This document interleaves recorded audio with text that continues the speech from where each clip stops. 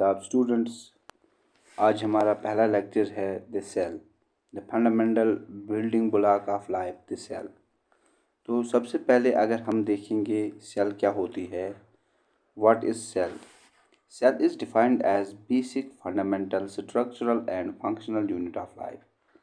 हम मानते हैं कि सेल बेसिक है, फंडामेंटल है, structural and functional unit of life. अगर हम देखेंगे जो एक ऑर्गेनिज्म होता है, अगर उसका बेसिक यूनिट देखा जाए तो वो सेल होती है। सेल से ही एक ऑर्गेनिज्म बनता है, या अगर हम यूनिसेलुलर की बात करेंगे तो एक ही सेल ऑर्गेनिज्म होता है, वही बेसिक यूनिट भी होता है। उसके अलावा अगर हम देखेंगे स्ट्रक्चरल यूनिट, जो सेल होती है ये किसी न किसी शेप की होती है। इसी सेल से ऑर्गेनिज्म का शक्ल सूरत यानी कद्दू कामत सब कुछ बन जाता है। उसके बाद अगर हम देखेंगे फंक्शनल यूनिट की बात, सेल में बहुत सारे ऑर्गेनेलीज होते हैं, जैसे माइटोकॉन्ड्रिया है, जैसे न्यूक्लियस है, राइबोसोम्स है, गोल्गी apparatus है। हर किसी ऑर्गेनेली की अपनी अपनी फंक्शन है।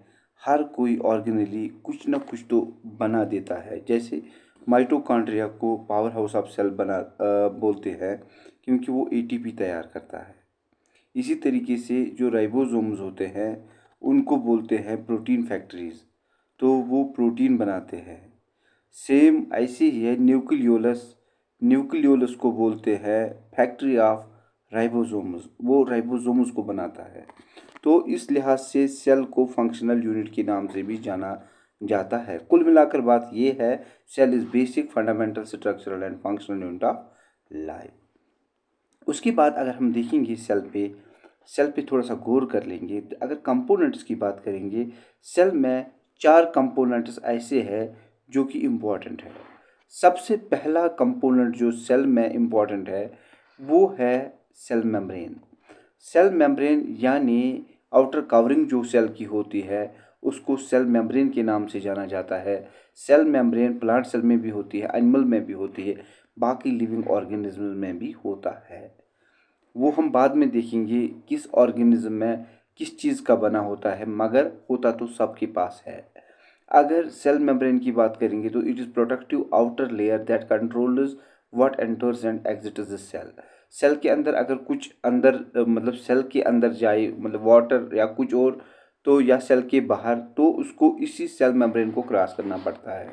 सेल जो बल्जड रहती है, फुल रहती है और प्रोटेक्टिव रहती है, वो इसी सेल मेम्ब्रेन से रहती है। साइटोप्लाज्म दूसरा कंपोनेंट है। ये एक फ्लूइड है, जल फ्लूइड है, जल सब्सटेंस है, लिविंग फ्लूइड है जो सेल के अंदर होता है। इसको प्रोटेक्शन देता है यही सेल मेम्ब्रेन। उसके बाद तीसरे नंबर पे जो आता है वो है न्यूक्लियस। न्यूक्लियस को कंट्रोल सेंटर ऑफ सेल भी बोलते हैं और इसको principal house of the cell भी बोलते हैं। ये जो न्यूक्लियस होता है इसके अंदर एक कंपोनेंट होता है जिसको डीएनए के नाम से जाना जाता है। ये डीएनए हेरिडिटी यूनिट माना जाता है। और रही बात चौथी, वो है ऑर्गेनेलीज। ऑर्गेनेलीज सेल के अंदर होते हैं। बहुत सारे ऑर्गेनेलीज हैं, जैसे माइटोकॉन्ड्रिया है, राइबोसोम्स है, लाइसोसोम्स है, गोल्गी apparatus है, या बहुत सारे ऐसे हैं। मगर सेल ऑर्गेनेलीज हर किसी सेल में बराबर नहीं होते। फॉर एग्जांपल अगर मैं आपको बता दूं, प्रोकैरियोटिक और यूकैरियोटिक की जब हम डिफरेंस पढ़ लेंगे, या प्लांट सेल और एनिमल सेल की हम जब डिफरेंस पढ़ेंगे, हमें तो उस वक्त भी समझ में आएगा। अगर खासकर प्रोकैरियोट और यूकैरियोट में देखेंगे तो 3 चीज़ें जो है वो तो कॉमन है, मतलब जैसे सेल मेम्ब्रेन है, साइटोप्लाज्म है और न्यूक्लियस, ये तो कॉमन है। मगर ऑर्गेनेलीज में डिफरेंसेस है। कुछ सेल्स ऐसे हैं जिसमें ऑर्गेनेलीज, बहुत सारे ऑर्गेनेलीज एब्सेंट होते हैं, जैसे प्रोकैरियोटिक सेल में, मगर यूकैरियोटिक में तो बहुत सारे होते हैं। तो रही बात उसके बाद सेल की, तो अगर हम हिस्ट्री की बात करेंगे, इसके इतिहास की बात करेंगे, तो इतिहास पे अगर हम जाएंगे कि सेल डेवलप कैसे हो गई, तो सबसे पहले सेल को दरियाफ्त करने वाला इंसान जिसने इसको डिस्कवर किया, उस इंसान का नाम था रॉबर्ट हुक। रॉबर्ट हुक ने सेल को 1665 यानी 1665 में डिस्कवर किया। रॉबर्ट हुक ने एक्चुअली किया क्या? रॉबर्ट हुक का हमें पता कैसे चलता है? रॉबर्ट हुक ने एक किताब लिखी जिसका नाम है माइक्रोग्राफिया, और उसमें इसने सब कुछ लिखा। क्या लिखा उसके अंदर? जो उसने किया था अपनी ज़िंदगी में, खासकर बायोलॉजी के रिलेटेड, सेल के रिलेटेड, उसने उस चीज़ को नोट किया था। रॉबर्ट हुक ने जब सेल की तहकीक की, उसने एक प्लांट जिसका नाम है ओक प्लांट या ओक ट्री के नाम से जिस प्लांट को जाना जाता है, उसके कॉर्क या उसके बार्क, उसके स्लाइस, उसने स्लाइस लिया। एक आउटर कवरिंग जो होती है यानी सेल वॉल जो होता है, उसने उसको माइक्रोस्कोप के अंदर देखा। आप कहेंगे सर उस वक्त तो माइक्रोस्कोप डिस्कवर नहीं हुआ था, मगर रॉबर्ट हुक ने उस वक्त खुद एक माइक्रोस्कोप बनाया था, सेल्फ डिजाइनड माइक्रोस्कोप उसने बनाया था। और जब उसने उस स्लाइस को ऑब्जर्व किया तो उसने क्या पाया?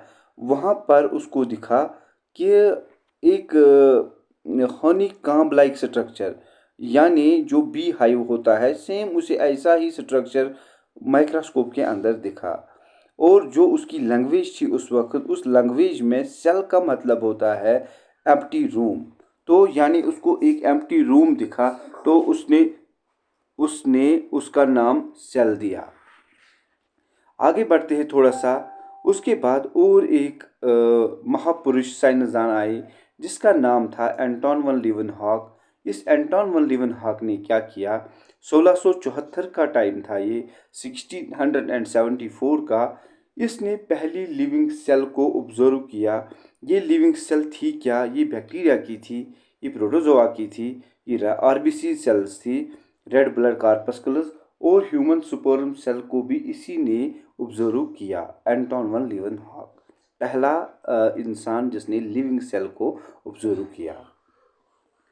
उसके बाद आगे बढ़ते हैं थोड़ा सा। 1831 में और एक साइंसदान आए जिन्होंने न्यूक्लियस की तहकीक की, जिसने न्यूक्लियस को डिस्कवर किया। उस महापुरुष का नाम था, उस इंसान का नाम था रॉबर्ट ब्राउन। तो रॉबर्ट ब्राउन ने न्यूक्लियस को 1831 में डिस्कवर किया। उसके बाद क्या हुआ? 1835 का वक्त आ गया। वक्त आगे आगे आगे बढ़ता गया। एक फ्रांस का जोलॉजिस्ट बोले तो जो एनिमलों के यानी जानवरों के बारे में इल्म रखने वाला इंसान, जिसका नाम था दुजारदीन, उसने सेल के अंदर एक फ्लूइड देखा, एक लिविंग मटेरियल देखा। इसने इसको अपने तरीके से एक नाम दिया। क्या नाम दिया? इसने कहा इस मटेरियल को इसने कहा सारकोड। तो Dujardin discovered semi fluid living material and named it sarcode. मगर बाद में क्या हुआ? और एक साइंसदान आए और एक बायोलॉजिस्ट आए जिसका नाम था जॉन ई पुरकंजी। जॉन ई पुरकंजी ने 1840 में इस सारकोड को नाम दिया साइटोप्लाज्म। यानी यहाँ पर आपको दो टर्में मिलती है। सबसे पहली बात, अगर आप बात करेंगे सेल की, तो टर्म देने वाला इंसान रॉबर्ट हुक है। सेल टर्म रॉबर्ट हुक ने दी। उसके बाद न्यूक्लियस जो टर्म है वो रॉबर्ट ब्राउन से रिलेटेड। उसके बाद तीसरा जो साइटोप्लाज्म की टर्म, वो बुरकंजी से जुड़ी हुई है। ये तीन चीज़ें आपको याद रहनी चाहिए। उसके बाद थोड़ा सा और आगे बढ़ेंगे। एक बायोलॉजिस्ट आया जो कि बॉटनिस्ट था। यानी बॉटनिस्ट का मतलब जो प्लांट्स के बारे में इल्म रखने वाला इंसान। 1838 में 1838 के अंदर उस इंसान का नाम था M.J. शील्डन। ये जर्मनी का रहने वाला था। इसने कहा कि सारे जो पौधे हैं, all the plants are made up of cells, सारे पौधे सेल्स के बने हुए हैं। उसके बाद एक साल बाद जर्मनी से और एक जूलॉजिस्ट आया। उस जूलॉजिस्ट ने क्या कहा? 1839 में 1839 में टी सचवन उसका नाम था। उसने कहा all animals are composed of cells, यानी सारी जानवर सेल्स के बने हुए हैं। तो यहाँ पर बात मिलती है, चिल्ड्रन ने कहा plants are composed of cells, तो शिवान ने कहा animals are composed of cells. यहाँ पर सेल थ्योरी वजूद में आई। सेल थ्योरी हमें समझाती क्या है? सेल थ्योरी हमें ये समझाती है कि all living organisms are composed of cells. सारे चाहे प्लांट्स हो, चाहे एनिमल्स हो, या लिविंग बीइंग जो भी ज़मीन पे है, इस कुरे अर्ज पे है, तो वो सेल्स के बने हुए हैं। तो ये हमें याद रखना चाहिए कि जितने भी लिविंग ऑर्गेनिज्म ज़मीन पे है, सेल उनकी मतलब बेसिक यूनिट है, सेल के वो बने हुए हैं। उसके आगे थोड़ा सा और वर्ड लेते हैं। These findings form the basis of cell theory that all living beings are composed of cells। ये चीज़ आप याद रखेंगे। 1858 में एक बायोलॉजिस्ट आया, राल्डोफ विर्को। तो राल्डोफ विर्को ने क्या कहा? राल्डोफ विर्को ने एक्चुअली एक टर्म दी। इसने कहा ओमनिस सेलुला ई सेलुला।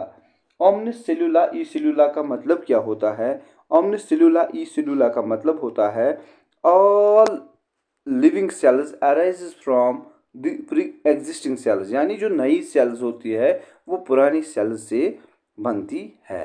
तो यहाँ पर इसकी भी मॉडिफिकेशन भी हो गई, सेल थ्योरी की मॉडिफिकेशन भी हो गई कि लिविंग बीइंग्स सेल्स के ही बने हुए होते हैं। तो ये था आज का हमारा लेक्चर सेल के बारे में। आज हमने शुरुआत की, हमने भी सोचा अपनी चैनल बायोलॉजी मैप पे हम थोड़ा सा ग्रो कर ले और बच्चों की हेल्प कर ले। तो यहाँ पर आप इन वीडियोस का लाभ उठा सकते हो, फ़ायदा उठा सकते हो। इंशाल्लाह मैं आपकी हेल्प मुकम्मल कर लूँगा।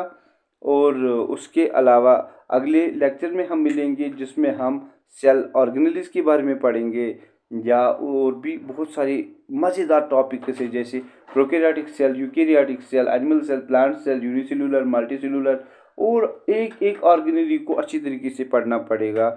इंशाल्लाह कल हम फिर से अगले वाले लेक्चर में मिलेंगे, उसमें हम बाकी देख लेंगे। बाकी शुक्रिया।